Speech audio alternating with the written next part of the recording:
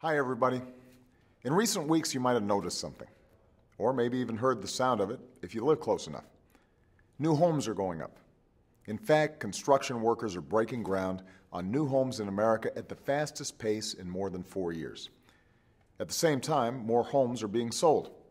Home values are back on the rise, and foreclosure filings are at their lowest point in the 5 years since the housing bubble burst and left millions of responsible families holding the bag.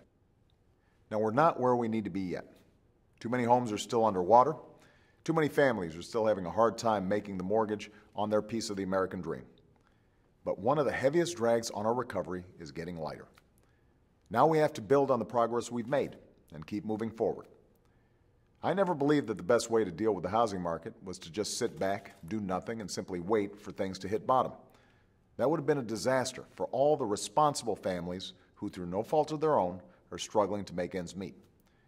Instead, I've made helping those homeowners a priority. Since I took office, my administration's taken action to help millions of families stay in their homes. We teamed up with attorneys general in almost every state to investigate and crack down on the practices that caused this mess. And in the end, we secured a $25 billion settlement from the biggest banks, one of the biggest settlements in history, and used it to provide relief to families all across America. We've taken action to help responsible homeowners refinance their mortgages.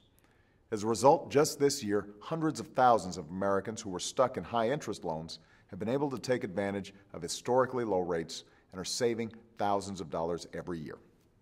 And now I want every homeowner in America to have that chance. I just wish it didn't require an act of Congress, but it does.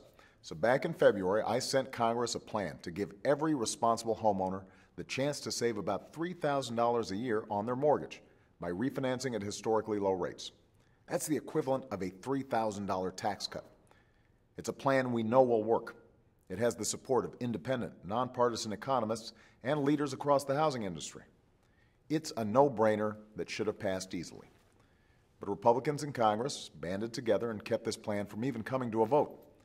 They banded together and prevented millions of Americans, including many of you listening today, from saving $3,000 a year. That's money that could have gone back into the value of your home or your kid's college savings account.